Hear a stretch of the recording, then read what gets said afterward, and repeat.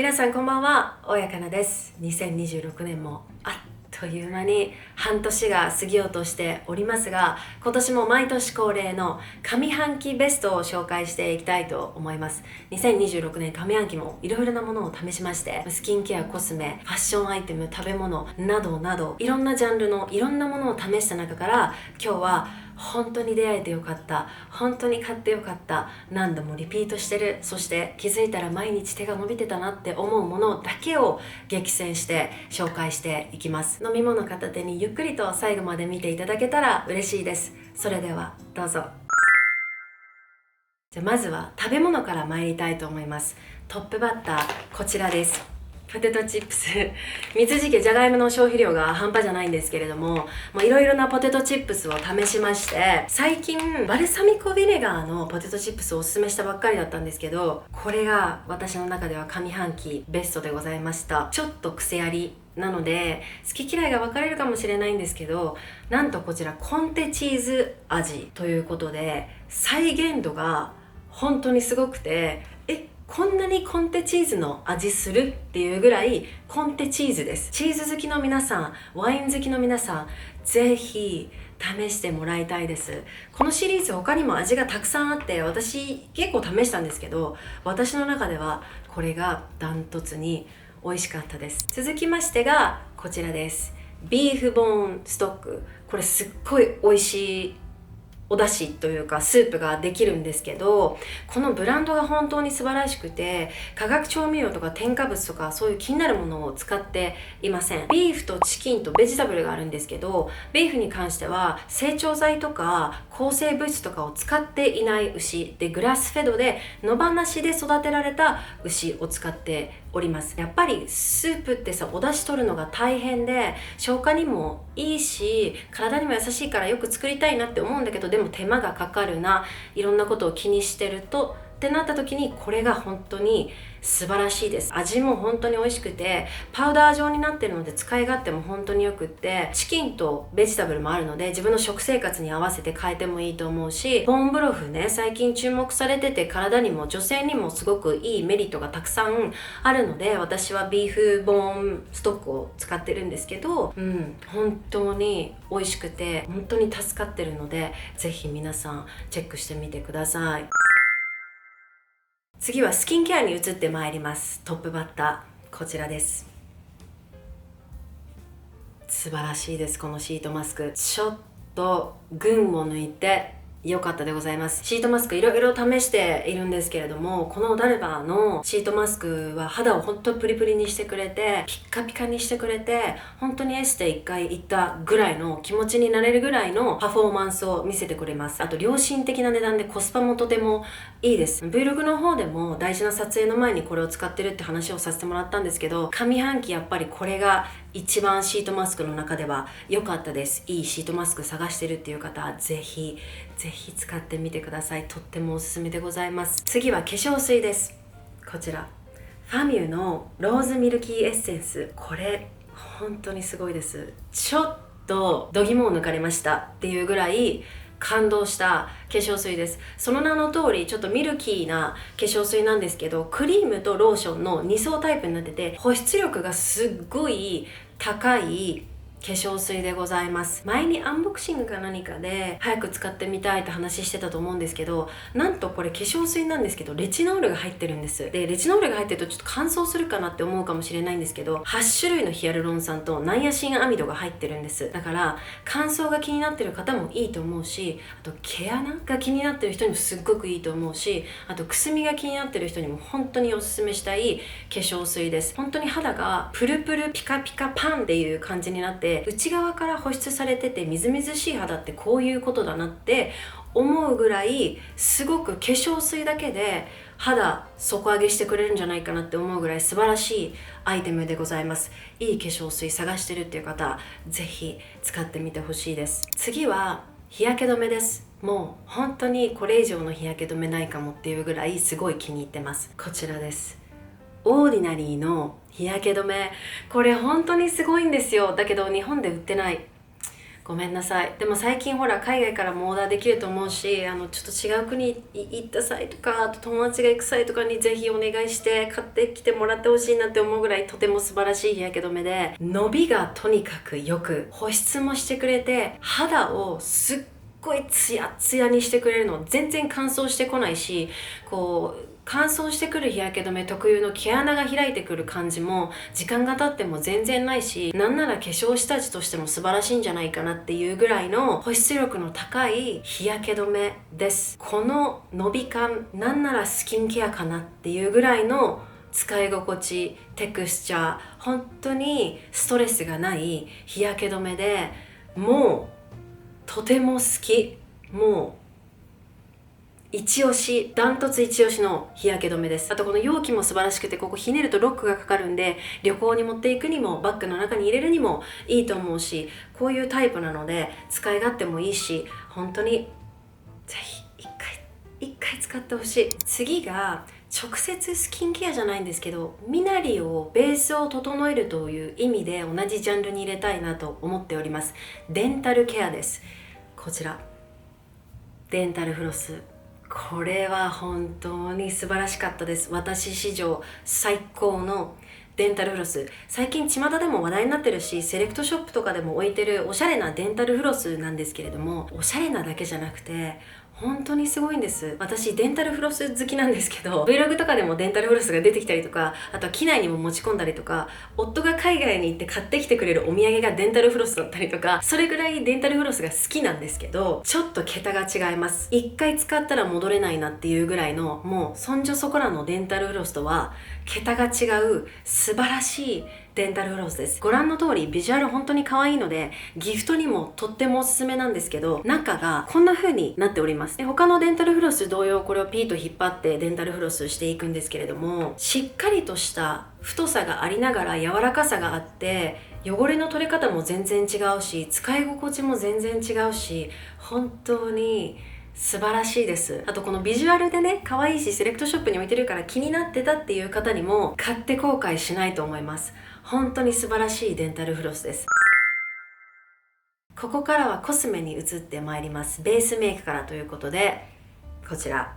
スックのファンデーション、これすっごい綺麗だった。2026年は新しいファンデーションがたくさん出たなっていう印象だったんですけど、このスックのファンデーションが私の中ではダントツ綺麗でした。程よい硬さ、リキッドとクリームの間ぐらいの感じで、みずみずしさ、伸びの良さがありながら指止まりもいい程よい硬さで、すごく使いやすいです。綺麗に肌に乗ってくれて、均一感を出して肌を綺麗に見せてくれるんですけど、元々の肌が綺麗だったような今っぽい乗り方、透明感があって素肌感があるようなつき方もしてくれるし、ちょっと不安っていうカバー力が欲しいっていう人は重ねていくとビルドアップしていく感じもあるので、お好みに合わせてつけやすい、使いやすいファンデーションかなと思います。で、保湿力もすごく高く感じました。夕方になってきて乾燥してくる感じ、カピカピする感じもないし、ずっと綺麗なみずみずしさのある肌にしてくれていて、とても感動しました。今日もスックのファンデーションを使ってるんですけど、色のバリエーションも素晴らしくて、明るい暗いだけじゃなくて黄みが強いピンクみみたいな、そういう幅も出してくれてて、自分に合う色が見つかりやすいんじゃないかなと思います。私はちょっとトーンが暗めなんですけど、25番の色を使っております。このファンデ本当に綺麗です。いいファンデ探してるっていう方はぜひチェックしてみてほしいです。次がちょっとベースメイク順番前後しちゃったんですけど、コンシーラーです。こちら3のコンシーラー、これ素晴らしかった。最近 Vlog で紹介したばっかりなので覚えてる人もいるかもしれませんが、ダントツで1位の一番良かったコンシーラーです。ピンクみが入ったタイプの色を私は好んで使ってるんですけど、こちら OR っていうカラーで、これクマが気になってる人にぜひ使ってもらいたいです。白っぽいというかベージュのコンシーラーをこうやって下に、ファンデの下に仕込むよりも、ちょっとピンクみが入ってるコンシーラーを下に仕込んであげた方が本当にナチュラルにクマが気にならなくなるし、健康的な元気な感じの目元にしてくれるので、すっごくおすすめです。フィット感が素晴らしくて、ちょっと調べたんですけど、役割が違う3種類のパウダーが入ってるらしくて、その凹凸なくすとか吸着とかいろいろあるんですけど、それによってクリームなんだけど、ピトッとさっとフィットしてくれる感じで、3種類もパウダーが入ってると乾燥するんじゃないかなと思うかもしれないんですけど、オイルとヒアルロン酸が入ってるから乾燥もしづらくて本当に素晴らしいんです。ちょっとこのコンシーラー、私本当に感動しました。最近出会ったばっかりなんですけど、ダントツで上半期ベストです。続きましてがハイライトです。このハイライトに出会って本当に感動しました。こちらNARS のスティックタイプのハイライト、これすっごい綺麗です。ご覧の通りスティックタイプでこうやってひねり出すものなんですけど、私ギラギラしたハイライト好きじゃないんです。ラメが大きいやつ、あれ肌になじまないし、なんか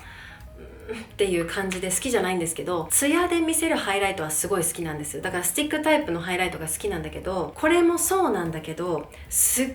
ごい細かいパール感というかシマー感があるハイライトですごい綺麗なんです。このツヤすごくない？もう最高だなこのハイライトと思って大好きなハイライトなんですけど、色もいくつかあるのでお好みの色が見つかると思うし、テクスチャーも素晴らしくて長持ちする。スティックタイプのハイライトってあんまり持たないものが多い印象なんですけど、これはそんなことなくて結構時間が経ってもしっかり光ってくれてて、でこの辺の頬骨だけじゃなくてアイシャドウを塗った上にこうなじませてあげても目元すごい綺麗になると思うし、デコルテ出る時はこの辺の鎖骨塗ってあげてもすごい綺麗になると思うし、本当におすすめのハイライトです。続きましてはチークなんですけど、これだけはちょっと選びきれなくて2つになります。こちらトム・フォードとヒンスのチークです。まずはトム・フォードから参ります。このチーク本当に綺麗です。発色が素晴らしくて、で濃いチークにありがちな一度ミスを犯すともう取り戻せないみたいなつき方じゃなくって、すごく綺麗に肌に馴染んでふわっとエアブラシしたかのようなすごく綺麗なチークの仕上がりです。私はこの色が一番好きなんですけど、さすがの色使いで絶妙カラーでとってもおしゃれでキュートでチャーミングでセクシーなチークの色です。私このチークが好きすぎて上半期はほぼこのチーク、これに出会ってからこのチークしか使ってませんでした。でその後にヒンスのハーフムーンチーク、これに出会ってこっちとこっち重ねてみたりとか、ある日はトム・フォード、ある日はヒンスみたいなことをやってるんですけど、これもすっごい綺麗。私はこの色が一番好きなんですけど、色の種類もいっぱいあってお好み見つかると思うし、これもエアブラシしたかのような素晴らしい肌なじみを見せてくれて、パンサーっていう感じのタイプです。でクリームチークなんですけど、こうやってなじませていくとパウダーのように広がってくれます。私はだいたい指でつけるんですけど、指でつけてこんなに綺麗につくクリームチーク今までなかったよねっていうぐらいの素晴らしい綺麗なつき方をしてくれて本当におすすめです。ちょっと上半期はこの2つのチークがダントツで良かったです。続きましてがリップです。私この上半期リップライナーにすごくハマっていろんなリップライナーを試した中でこれがダントツで良かったです。こちらアディクションのリップライナー素晴らしいです。リップライナーって柔らかすぎない方がいいなって私は思ってて、あんまり柔らかいとこう流れていっちゃう、描きやすいかもしれないけど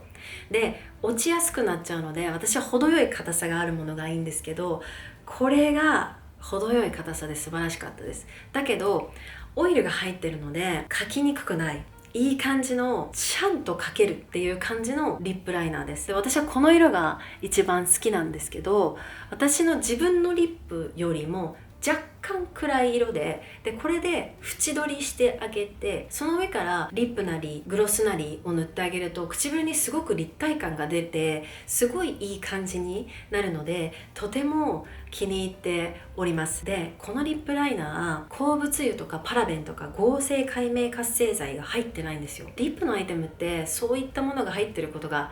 本当に多いと思うんですけど、これは入ってないのでそれも嬉しいし、あと無香料なので、リップとかグロスとかに香料が入ってることが多いから、その香りと喧嘩しないっていうのもいいし、とにかく私は気に入っております。色味も他の色も絶妙で素晴らしいと思っております。最近は毎朝これを塗って外に出てる。もうリップライナー使いたいってなったらこれ、なんかこう YouTube で雰囲気変えたいとか、なんかメイク違うリップ使いたいとか、この色どうしても合わないとかだったら違うのにするけど、もっぱら最近はこれです。次がグロスです。もうこの上半期このグロスしかほぼ使わなかったなっていうぐらい気に入ってるグロスです。こちらジバンシーのグロス。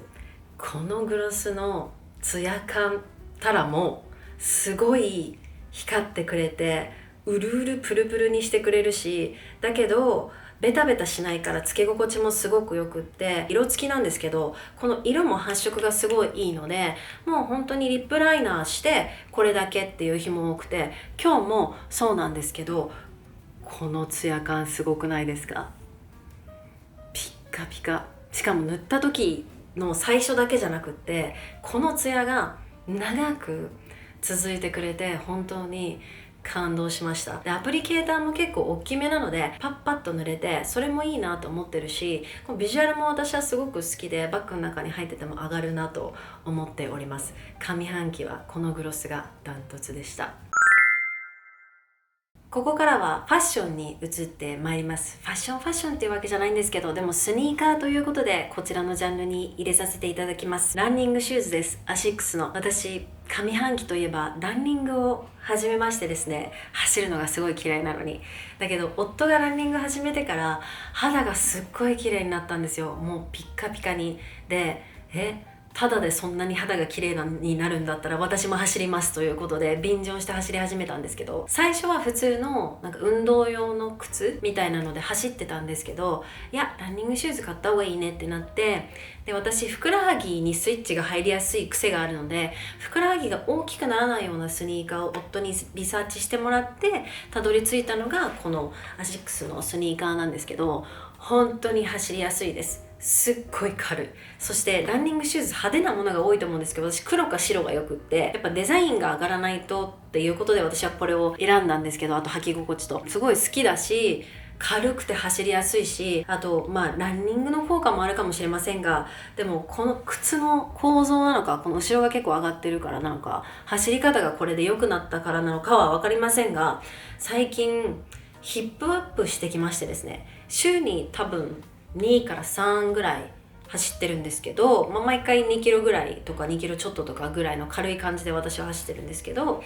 それでも上がってきたなっていう感じがしておりまして、ちょっと本当にこの靴買ってよかったそういう意味でもと思ってるんですけど、ランニング始めてみようかなとか、ランニングシューズずっと気になってたなとかっていう人におすすめしたいなと思ってるんですけど、ランニング自体もとても素晴らしくて、嫌いなのでもともとそんなすごい走った方がいいよっていうことじゃないけど、結構気持ちもすっきりするし、15分とかぐらいで運動できちゃうので、やっぱジムに行くと45分から1時間ぐらいかかっちゃうけど、ランニングだったらゆっくりサクッとやったらすごく早く終わるし、あと血流良くなって肌も綺麗になるし、もういっぱいメリットがあるから、私は始めてよかったなと思っております。次はお洋服なんですけど、私好きなものがやっぱりあまり変わらず、相変わらず前に紹介したものを今も繰り返し着てしまっていて、でもこれは本当にこの上半期というかこの人生で出会えて本当に良かったなと思っているアイテムです。こちらパロマウールのパンツです。で私パロマウール大好きなんですけど、その中でもパンツがすごく好きで、自分の体と相性がよくって、本当に2割から3割増しぐらい足を綺麗に見せてくれて、スタイルを良くしてくれるので、すごく気に入っております。こちらすごくシンプルなストライプのパンツなんですけど、ウエスト周りもすごくミニマルで、でも綺麗で、今流行りの腰履きみたいな感じで履けるんですけど、この横のファスナーもすごい綺麗だし、あと後ろのダーツの入り方も綺麗で、ダーツの入り方もすごい綺麗で、お尻も綺麗に見せてくれるし、足のこのシルエットも綺麗で、とにかく連発しちゃいますが、とても綺麗なパンツです。ちょっと一生に出会えるか出会えないかぐらいの本当にフィットしてくれて、本当に出会えてよかったなと思っております。これからも長い間ずっときっと履くんだろうな、君とは長い付き合いだねっていうぐらい気に入っているパンツでした。次はバッグです。でこれもちょっと決めきれなかったので2つ紹介させてください。はい、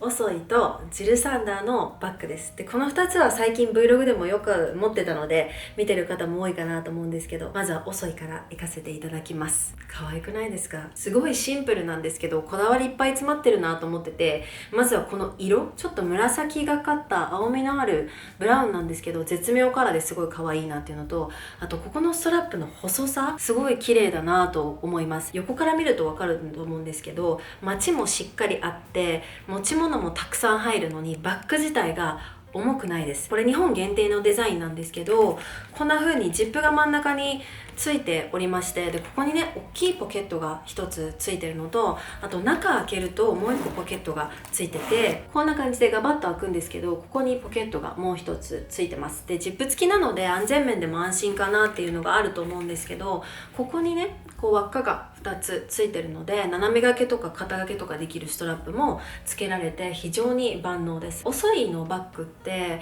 トレンドを抑えながらもでもクラシックの良さみたいなのがちゃんと入ったデザインが多いなと思ってて、本当に可愛いバッグのブランドなので、ちょっと最近いいバッグ探してるみたいな人にはオソイすごくおすすめです。次がジルサンダーでございます。見てください、この美しさ、綺麗。このハンドルやっぱり特徴的だと思うんですけど、横長のシルエットがすごく可愛いなと思ってるんですけど、横から見るとこういう感じでマチもしっかりあってバッグ自体もすごく軽いです。でここのフラップはマグネットでついてます。なのでこう開いちゃって出ちゃうみたいなこともなくて、でこんな感じで結構ガバッと大きく開いてくれます。でここに小さいポッケが1つついてるんですけど、こう見えて結構物が入ります。私の YouTube の撮影の機材入れたりとかコスメ入れたりとか携帯入れたりとかいろいろ入れても全然ストレスなくふってしまってくれて、で何にでも合います。今日みたいなこうロンティのカジュアルな感じにも合うし、パーティーにもこの形だと合ってフォーマルでもいけるかなと思うし、あとなんならお着物とかにもすごい合いそうな形だなと思ってて、すごく万能なバッグだなと思っております。なんかいろんなシーンで活躍してくれるバッグ探してるっていう方はすごくおすすめです。他の色もあって他の色もすごく可愛かったです。次はアイウェアです。これもちょっと2つになっちゃったんですけど、でも同じブランドです。すごい気に入っております。はい、こちらボニー・クライドのサングラスとメガネです。サングラスからいきたいなと思うんですけど、ボニー・クライドのサングラスって本当におしゃれなものが多くって、これはちょっと90年代の感じのデザインなんですけど、かけ心地がとにかくいいです。もうボニー・クライドに関してはかけ心地が本当にどれも良くて、そこもすごい気に入ってる理由なんですけど、いろんなセレブリティがかけてるぐらい今人気のアイウェアブランドなんですけど、レンズをね変えられるの。クリアのレンズと色付きのレンズで選べて、だからサングラスで気に入ったからメガネもゲットしようとか、メガネで気に入ったからサングラスもゲットしようみたいなことができるのもすごくいいなと思っております。で私が今回選んだのはローラーコースターっていうサングラスなんですけど、バッドバニーがかけてたりとかするんですけど、これすごく気に入っていて、真っ黒じゃなくてちょっとブラウンのレンズにしてるんですけど、私は程よくちょうどよくいろんな格好にもあってとても気に入っております。でメガネ、やっぱボニー・クライドはメガネがすごい可愛いなと思っていて、今回初めてフレームが全部ないやつを頼んでみたんですけれども、今まではベイビーとか数読とかこうちょっと縁があるものを頼んでたんですけど、今回こういうねタイプのクリアのもうここの下の縁がないものをオーダーしました。でこういうメガネってやっぱりちょっと安っぽく見えちゃう時が多いと思うんです。だけどこれはそんなことなくてさすがだなって結構感動したメガネなんですけど、この横のディティールもすごい可愛いので、これもすごいいいアクセントになってるなと思うんですけど、かけ心地が本当にいいです。これもちょっとかけてるの忘れちゃうぐらいのかけ心地の良さで、全然長い間かけててもストレスがないし、もう本当にボニー・クライドは大好きなアイウェアのブランドです。やっぱアイウェアっていろんなのがあるじゃないですか。でピンキリでやはりちゃんと作ってるものの方がかけた時のこなれ感とか、なんかこうおしゃれ感みたいなのが違うなって私は個人的に思っていて、このブランドは本当にそういう意味でもすごくおすすめなので、いいアイウェアブランド探してるっていう人はぜひチェックしてみてほしいです。原宿のグレートで結構種類いっぱい取り扱ってるので、実際かけてみたいっていう人はグレートに行くといいかなと思います。はい、こちらで2026年上半期ベスト以上となります。かなりのアイテム数だったので長いビデオになってたくさん喋ったんですけど、最後まで見ていただいて本当にありがとうございました。もし気に入っていただけたらいいねとチャンネル登録もしていただけるとすごく励みになります。よろしくお願いします。でアイテムに関しましてはいつも通り動画内のタグ付けか概要欄にリンク貼ってあるので、もし気になるアイテムがあった方はぜひそちらをチェックしてください。それでは次のビデオまで。またね。